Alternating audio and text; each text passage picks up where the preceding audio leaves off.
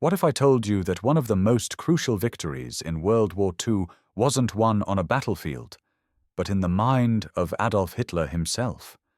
That the fate of D-Day, the largest amphibious invasion in history, hung not on the courage of soldiers storming Normandy's beaches, but on the lies of a failed chicken farmer sitting in a London office, spinning tales so elaborate that the entire Nazi war machine believed them without question?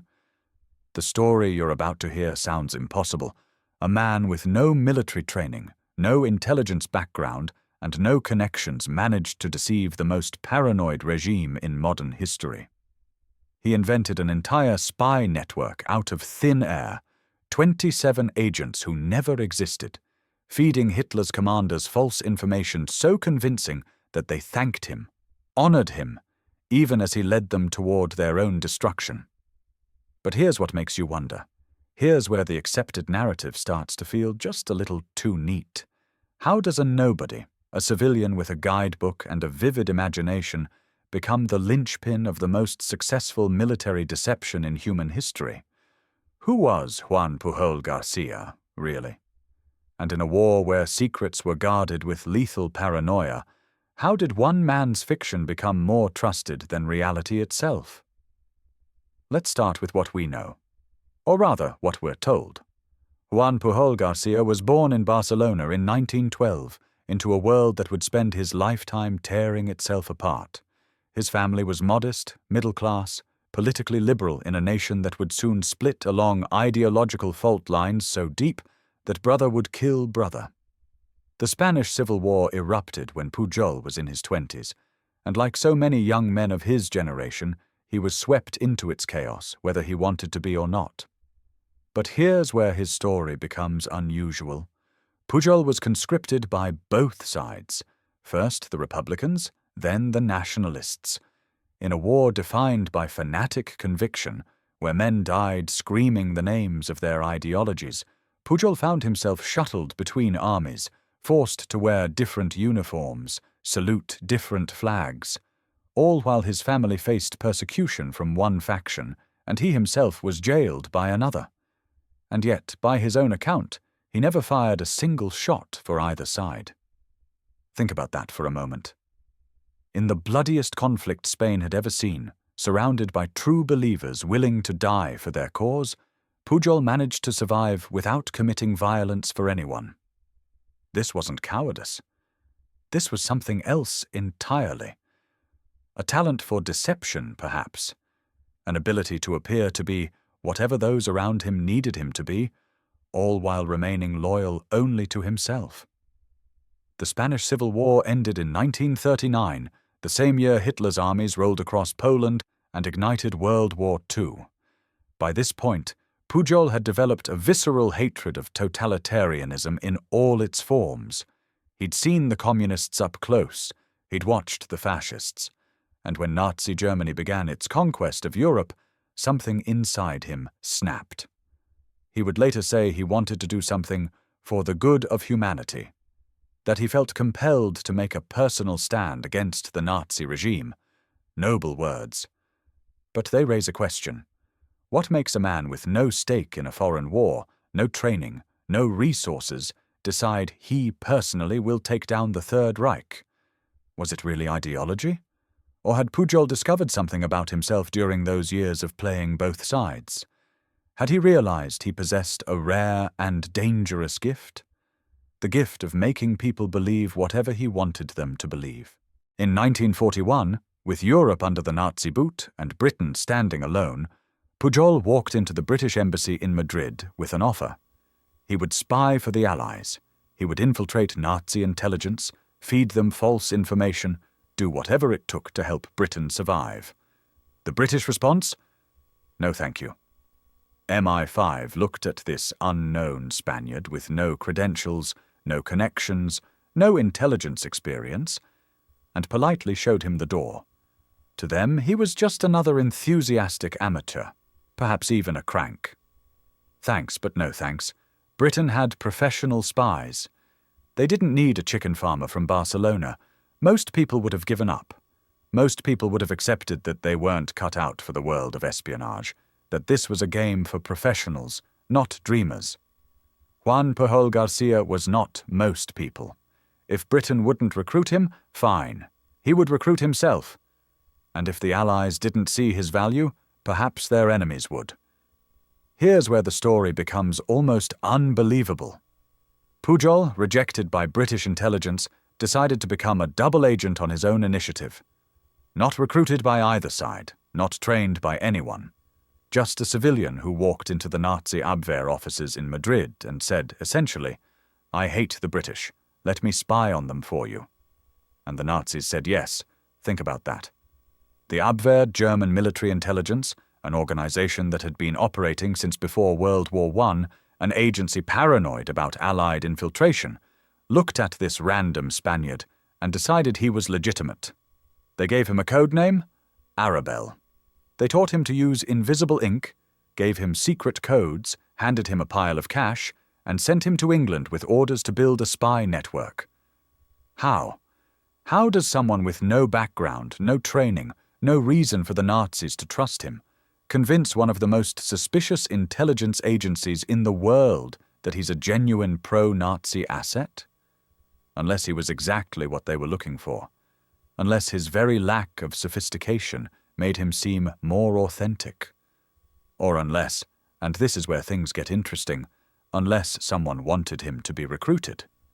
Unless his rejection by the British and subsequent approach to the Germans followed a script someone else had written.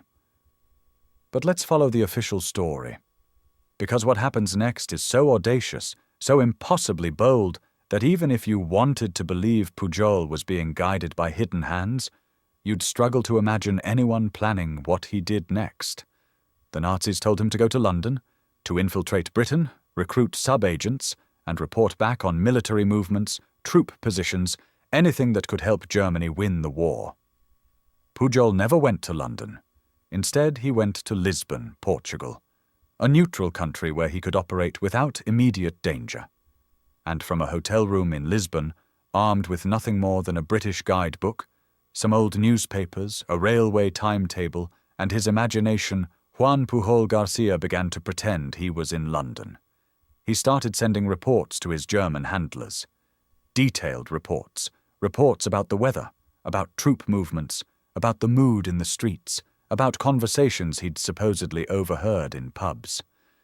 He described the blackout conditions, the rationing, the fear of bombing raids. He invented a growing network of sub-agents, each with their own personality, their own motivations, their own fictional lives. And the Nazis believed every word. They believed it even when his reports contained absurd errors. He once claimed his contact in Glasgow would do anything for a litre of wine. Anyone who knew Britain would have laughed. Scots drink whiskey, not wine, and Britain didn't use litres. But the Germans never caught the mistake. They were too busy being impressed by the volume and detail of his intelligence. He reported on a convoy of Allied ships that didn't exist. The Germans sent patrols to hunt for it. He sent warnings about troop movements that weren't happening. Berlin praised his diligence and asked for more. For months, from his hotel room in Lisbon, a man who had never set foot in Britain convinced Nazi intelligence that he was their most valuable spy in England. This raises uncomfortable questions. How could German intelligence, an organization that had successfully run spy networks across Europe, be fooled by someone working from a guidebook? Were they really that incompetent? Or were they so desperate for intelligence from Britain, so isolated after the fall of France, that they wanted to believe? That they needed to believe they had eyes inside the enemy's fortress? Or, and this is the thought that should make you pause, was someone helping Pujol? Was someone making sure his reports seemed plausible enough, accurate enough in small details, to keep the Germans hooked? By 1942, British intelligence was noticing something strange. They were intercepting German messages that referenced troop movements and ship convoys that didn't exist. Someone was feeding the Nazis false information. At first, they assumed it was a German agent spreading disinformation to confuse them. Then they realized the opposite was true. Someone was successfully lying to the Germans, and the Germans believed it. When America entered the war, an American officer in Lisbon flagged the same phenomenon. Whoever this mystery agent was, he was valuable. He was doing exactly what the Allies needed, confusing the enemy, wasting their resources on phantom threats.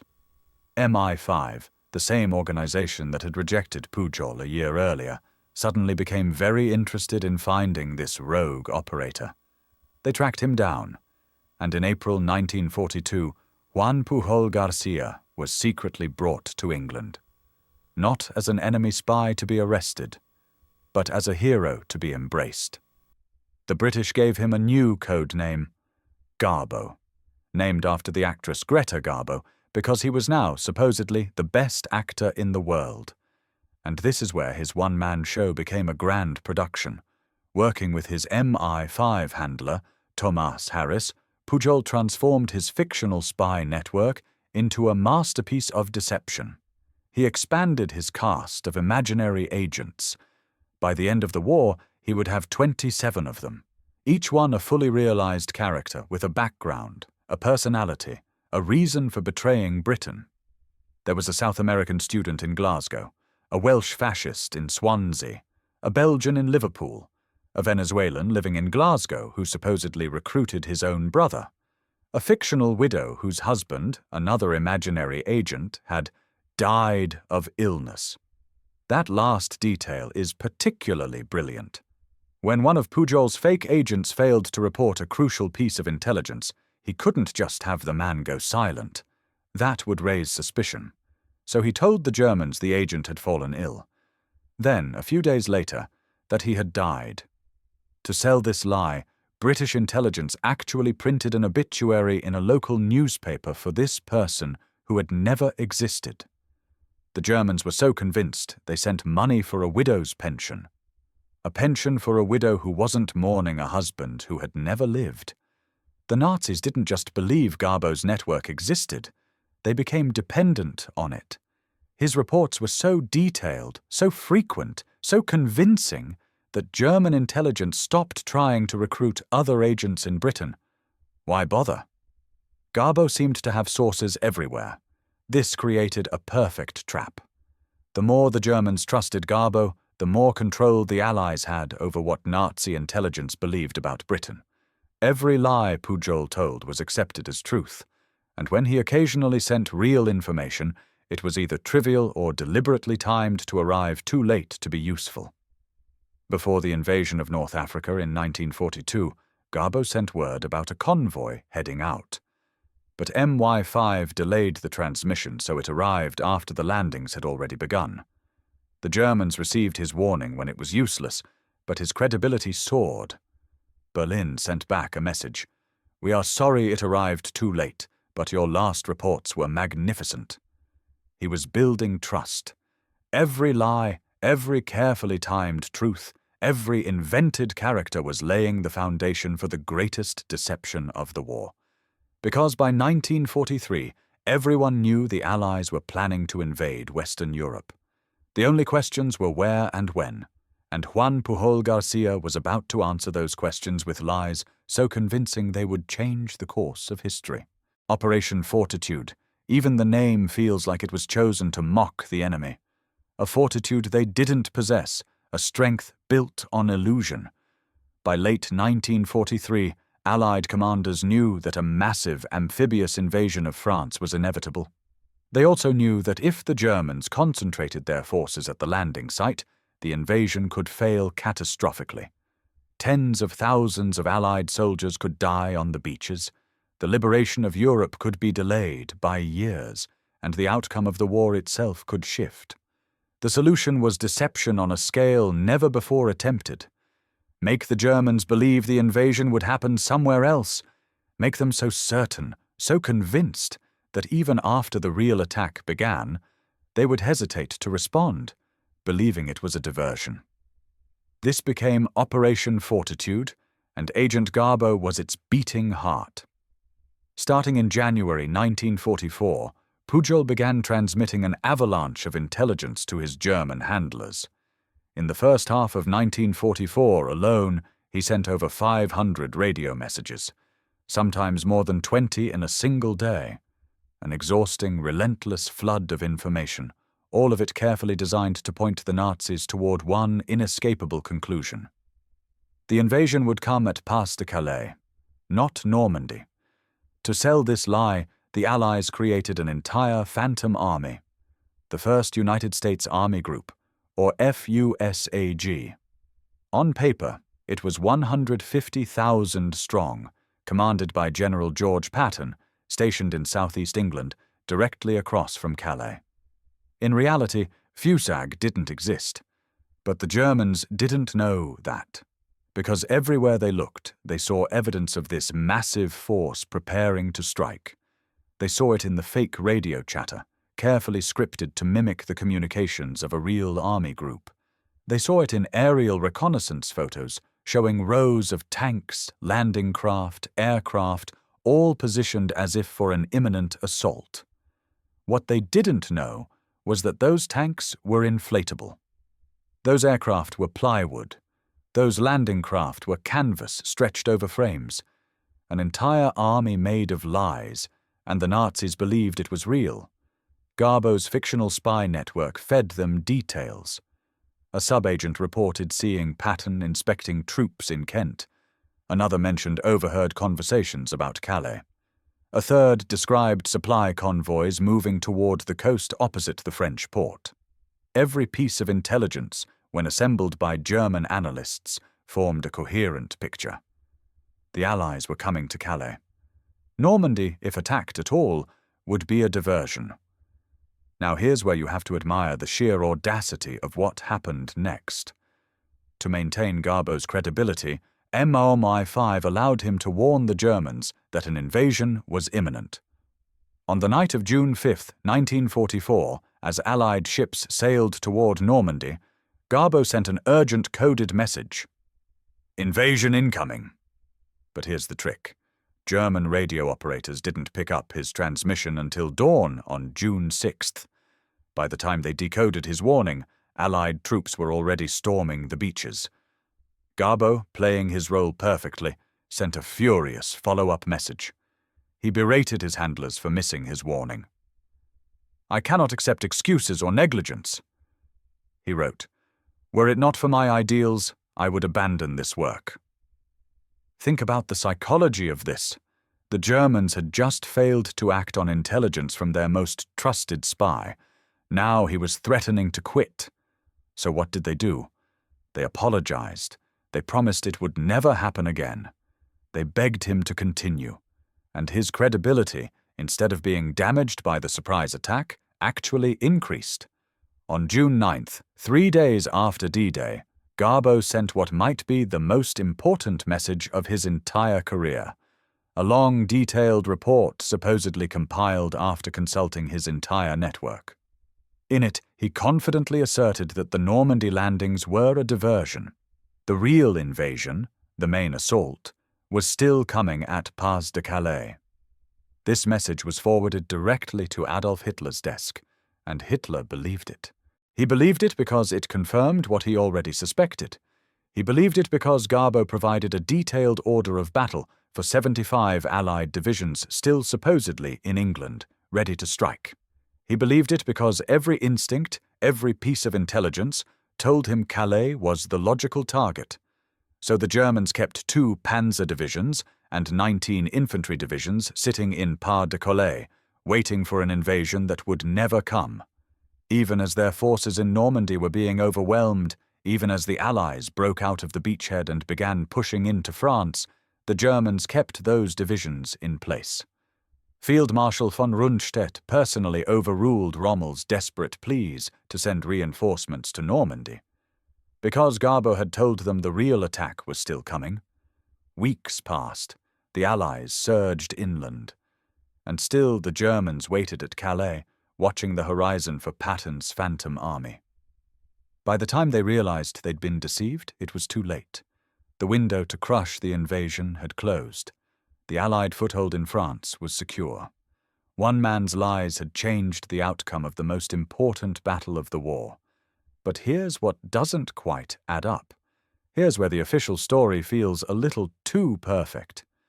We are told that Operation Fortitude succeeded because of brilliant planning, because of Garbo's talent, because the Allies created such a convincing illusion that the Nazis had no choice but to believe it. But think about what this required. It required the Germans to trust one source so completely that they ignored conflicting evidence. It required them to keep massive military forces idle, even as they were desperately needed elsewhere. It required Hitler himself, a man known for his paranoia and unpredictability, to accept Garbo's assessment without question. How often does that happen? How often does a dictator, surrounded by military experts, trust the word of a single spy over the evidence of his own generals on the ground? Unless they wanted to believe it. Unless the lie was so carefully constructed that it appealed to something deeper than logic. Unless Garbo wasn't just feeding them false intelligence, but telling them what they needed to hear to preserve their own world view. Or unless, and this is worth considering, there was something else going on, something we haven't been told. Because in July 1944, after the deception had served its purpose, after the Allies were firmly established in France, the Nazis did something extraordinary. They gave Juan Pujol García the Iron Cross, second class. This wasn't a routine decoration. This was a military honor usually reserved for combat soldiers. It required Adolf Hitler's personal approval. The Führer himself had to sign off on this award. So the Nazi regime, on the brink of collapse, surrounded by enemies, took time to honor their most valuable spy in Britain. They sent the decoration via radio, since Garbo supposedly couldn't travel. And Pujol, maintaining his performance to the end, sent back a gracious message expressing how truly unworthy he was of such an honor. Meanwhile, the British had already made him a member of the Order of the British Empire. Juan Pujol García became one of the only people in history to receive military honors from both sides in World War II. Nazi Germany celebrated him as a hero. Britain did the same. Each side convinced he had served them faithfully. The Nazis never learned the truth. Even as their regime crumbled, even as they faced defeat, they believed Garbo had been loyal to the end. And this is where you have to wonder. In a war defined by paranoia, by betrayal, by intelligence agencies constantly hunting for double agents, how did no one on the German side ever suspect? How did an organization that had successfully run spy networks across Europe never question whether their prize asset might be compromised? Were they really that blind? Or was there something about Garbo, about the information he provided, about the way he operated, that made them need to believe in him? Because questioning Garbo would mean questioning everything. It would mean admitting that their intelligence apparatus had been compromised at the highest level, that their understanding of Allied intentions was built on lies, and maybe, just maybe, that was too terrifying to consider. So they chose to believe. Because the alternative was unthinkable. When Germany surrendered in May 1945, Juan Pujol García's war was over, but his danger was just beginning. The Nazis he had deceived were defeated. But what if some of them survived? What if die-hard SS officers, escaped war criminals, fanatics who would never accept defeat, learned that Arabelle, their most trusted spy, had been a British double agent all along? Pujol would become a target. His life wouldn't be worth a handful of Reichsmarks. So he did what he had always done best. He disappeared. In 1949, with British intelligence's help, Juan Pujol García faked his own death. The official story was that he had died of malaria in Angola, Africa. British authorities informed his first wife, Araceli, that he was gone.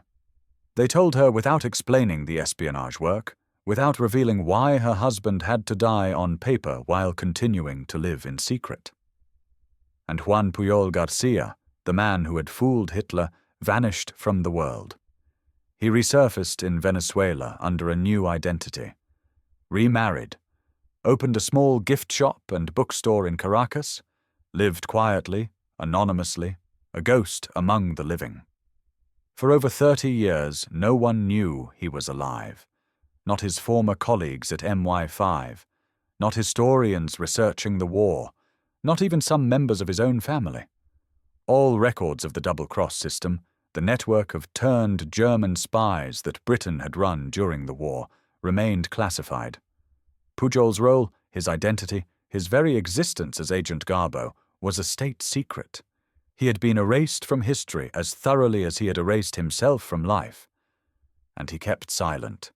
For 3 decades he never told anyone what he had done, never sought recognition, never wrote his memoirs, never contacted his old handlers.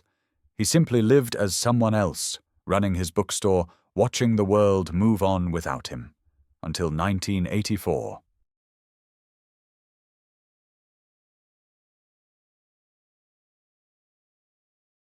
A British military historian named Rupert Allison, writing under the pen name Nigel West, became fascinated by rumors of an extraordinary D-Day double agent. The files were beginning to be declassified, and fragments of the Garbo story were emerging. But no one knew his real name. No one knew if he was still alive. Allison spent years investigating. He interviewed former MI5 officers, dug through archives, followed leads that went nowhere. Finally, he got a breakthrough. A retired intelligence officer remembered that Garbo had been Spanish, that his name was something like Juan Garcia. In 1984, Allison tracked down a relative in Spain, made contact, and discovered that Juan Pujol García, age 72, was alive and living in Caracas. Imagine the shock. The world's most successful double agent, believed dead for 35 years, was running a bookstore in Venezuela. Allison convinced him to come forward. And in June 1984, on the 40th anniversary of D-Day, Juan Pujol García stood on the beaches of Normandy as an honored guest. He walked the sand where thousands of Allied soldiers had bled and died, the beach where his lies had saved lives, where his phantom army had kept German reinforcements at bay long enough for the invasion to succeed. He met with his old MI5 colleagues, men who thought he was long dead. He had a private audience with Prince Philip at Buckingham Palace.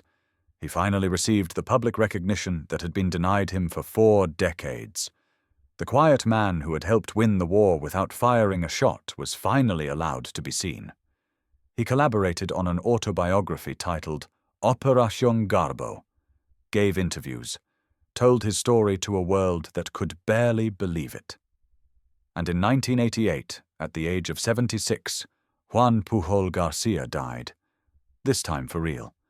In Caracas, far from the battlefields of Europe, far from the secret offices where he had spun his webs of deception. Today his legacy is commemorated in Britain's official MI5 files, in histories of World War II, in accounts of the D-Day invasion. He is remembered as the spy who saved D-Day, the double agent who duped Hitler, the man who won a war with lies.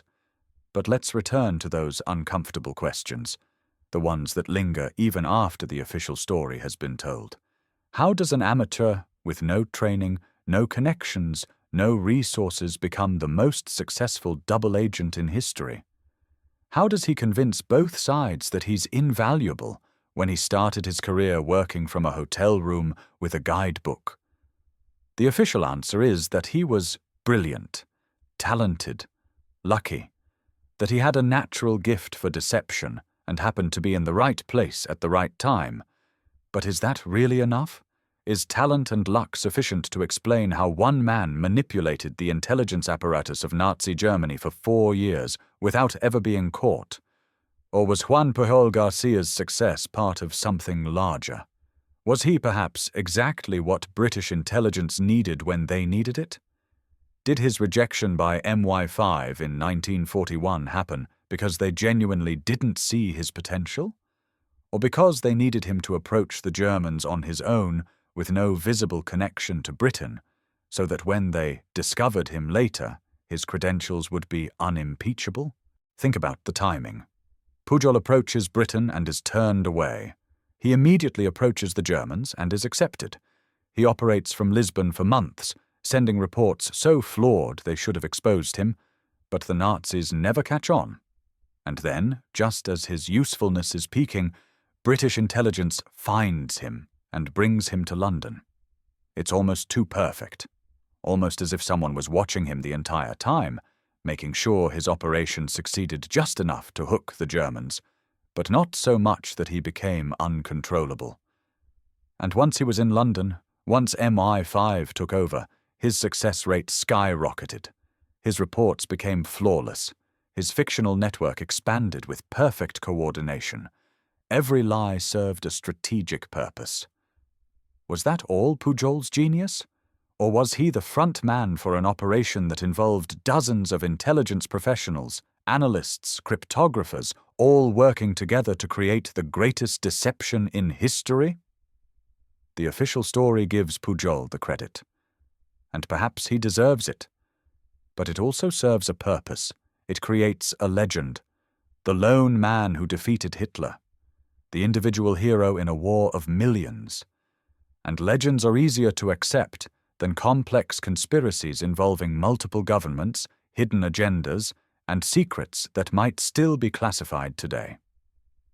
Consider this. Pujol's story remained secret for nearly 40 years after the war, 40 years during which anyone who knew the truth was bound by the Official Secrets Act. 40 years during which files could be edited, details could be changed, inconvenient facts could disappear. When the story finally emerged in the 1980s, it emerged in a specific form, a narrative of individual heroism, of one man's brilliant deception. A story that celebrated British intelligence without revealing too much about how that intelligence actually operated. What if there's more we still don't know? What if Pujol's role, extraordinary as it was just one piece of a much larger puzzle? What if there were other Garbos, other phantom networks, other deceptions that worked so well they remain classified even now? Or what if the truth is simpler, but more disturbing? What if Juan Pujol García really was just a man with a talent for lying, who stumbled into the role of his life and played it perfectly? What if there was no grand conspiracy, no hidden puppet masters, just a Spaniard with a guidebook and an imagination who decided to fight evil the only way he knew how? What if the most unbelievable part of his story is that it's all true exactly as told? That's the thing about Garbo. His story challenges everything we think we know about how wars are won. We want to believe in courage, in sacrifice, in soldiers charging into fire. And those things mattered. They mattered desperately. But sometimes victory came from a man sitting at a desk, writing letters to people who trusted him, feeding them lies so perfectly crafted that they never questioned them. Sometimes the difference between triumph and catastrophe was a fictional widow collecting a pension for a husband who never existed. Juan Pujol García's life reveals something profound about the nature of truth and deception. In a world at war, where millions died for ideologies they believed in, where nations mobilized their entire populations for total conflict, the outcome sometimes hinged on who could tell the most convincing lie. The Nazis believed they had a vast intelligence network in Britain. They trusted their spy, Arabelle, without reservation. They made strategic decisions, deployed their forces, planned their defenses based on information they thought was real. And it was all fiction. Every word, every agent, every report. Which raises a final unsettling question. If the Nazi regime, with all its resources, all its paranoia, all its intelligence apparatus, could be so thoroughly deceived, what does that say about truth itself? How do we know what's real and what's fiction when the fiction is crafted by professionals whose job is to make lies indistinguishable from truth? The world believed Juan Pujol García was dead for 36 years. His family mourned him. Historians wrote about World War II without knowing he had played a crucial role. The story of D-Day was told without mentioning the phantom army that kept German reinforcements at bay. And then he came back from the dead, and the story changed. How many other stories are we still believing? How many other truths are just convincing fictions, waiting for someone to declassify the files and reveal what actually happened? Agent Garbo proved that one person, with nothing but imagination and determination, could reshape the course of history. He proved that lies could be more powerful than armies. He proved that the official story, the narrative we're taught, is often just the surface of something far deeper and stranger. His legacy isn't just that he helped win World War II, it's that he showed us how fragile our understanding of events really is. How easily truth can be manipulated. How even the most documented, most studied period in human history still holds secrets that emerge decades later and force us to rewrite what we thought we knew. Juan Pujol García died in 1988, but his story didn't end. It continues every time someone questions the official narrative. Every time someone asks, "But how do we know that's really what happened?" Every time someone wonders what else might be hiding in classified files, waiting for the day when secrecy expires and truth finally surfaces. The double agent who duped Hitler reminds us that history is written by the victors, yes, but it's also written by the survivors, by the people who control what information becomes public and what remains hidden, by the ones who decide which stories get told and which stay buried. And sometimes, just sometimes, a man who was supposed to be dead walks out of the shadows and says, "Actually, let me tell you what really happened." That's when you realize how little you actually knew. That's when you understand that the greatest deceptions aren't the obvious ones. They're the ones that become accepted history, the ones that everyone believes because questioning them seems absurd. Until, of course, the impossible turns out to be true. Juan Pujol García lived two lives, one as the legendary Agent Garbo, master spy and deceiver of the Reich, another as a quiet bookstore owner in Caracas, watching the world believe he was dead. Which life was real? Which one was the performance? Maybe they both were. Maybe that's the final lesson of his story, that we're all playing roles, wearing masks, presenting versions of ourselves that serve a purpose. And the people who do it best, the ones who commit fully to the fiction, are the ones who change history. Or maybe, just maybe, Juan Pujol García's greatest deception wasn't fooling Hitler. It was convincing us that we now know the whole story, that the files are all declassified, the secrets all revealed, the truth finally told. But if there's one thing we should have learned from Agent Garbo, it's this: the best lie is the one you never suspect. The perfect deception is the one that feels like truth. So ask yourself, what else don't we know? What other impossible stories are waiting to surface? What other dead men are living quietly somewhere, guarding secrets that would rewrite history if they ever spoke? The answer, like so much about Juan Pujol García's extraordinary life, remains hidden. Perhaps forever. Perhaps just until someone starts asking the right questions. And when they do, when the next impossible truth emerges from the shadows, remember the spy who saved D-Day.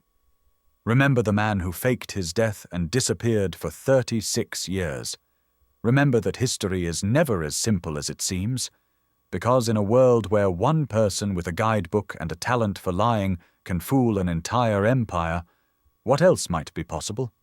What other impossibilities are masquerading as established fact? Juan Pujol García knew the answer.